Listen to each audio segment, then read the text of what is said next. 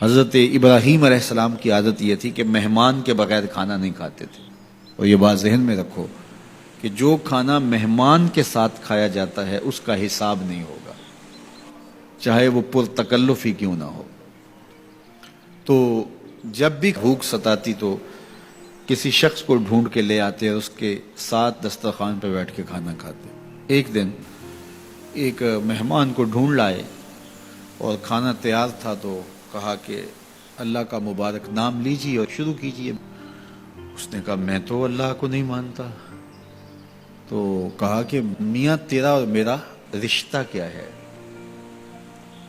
میں تجھے اللہ کے نام پہ ہی تو کھلا رہا ہوں کہ تو اس کا بندہ ہے، اور اگر تو اس کا نام ہی گوارا نہیں کرتا تو پھر کیا باقی بچا؟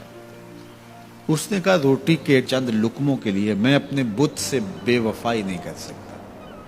میں بتوں کا پجاری ہوں اور مجھے بھوک بھی لگی ہے، لیکن میں اپنے بتوں سے بے وفائی نہیں کر سکتا. تو حضرت ابراہیم نے فرمایا تو اتنا غیرت مند ہے، اپنے بتوں کے ساتھ تیری یہ وفا ہے، تو سن پھر میں بھی اللہ کے نام کے علاوہ تجھے ایک لقمہ نہیں دے سکتا. اس نے کہا کوئی بات نہیں، اٹھ کے چلا گیا. وہ چلا گیا تو جبریل آ گئے، رب کا سندیسہ دیا، ابراہیم تو نے میرا بندہ ناراض کر دیا. یا اللہ وہ تیرا بندہ تھا، تیرا نام لینا گوارا نہیں تھا. کہا ابراہیم اس کی عمر کتنی ہوگی؟ مالک 70-80 کے پیٹے میں ہوگا. تو کہا اتنا عرصہ ہو گیا نا کہ میں اس کو دے رہا ہوں، تم ایک دن نہیں کھلا سکے.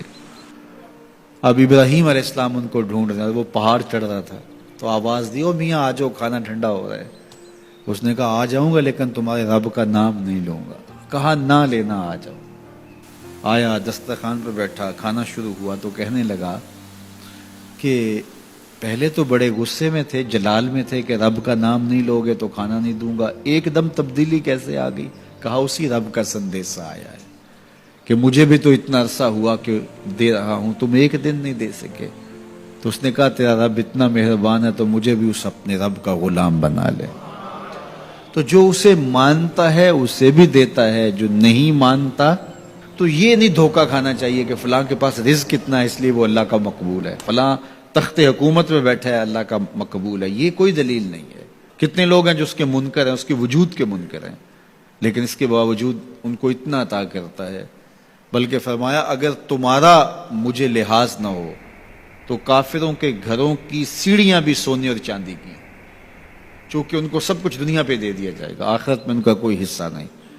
لیکن مسلمان کہیں گے ہم تو پھر مار ہی دیے گئے. تو تمہاری دل جوئی مقصود ہے، تمہارا لحاظ ہے، ورنہ ہم ان کو اتنا دیں کہ ان کے گھروں کی سیڑھیاں بھی سونے اور چاندی کی ہوں. یہ فرعون جو تھا جس نے خدائی کا دعویٰ کیا، بلکہ کہا آنا ربکم الاعلی، میں تمہارا بڑا رب ہوں، اور اپنی پرستش کرواتا تھا. ساری زندگی کوئی بیماری تو دور کی بات ہے اس کے سر میں درد بھی نہیں ہوا تھا. رزق اللہ اسے بھی دیتا ہے جس سے وہ پیار کرتا ہے، اسے بھی دیتا ہے جس سے وہ پیار نہیں کرتا.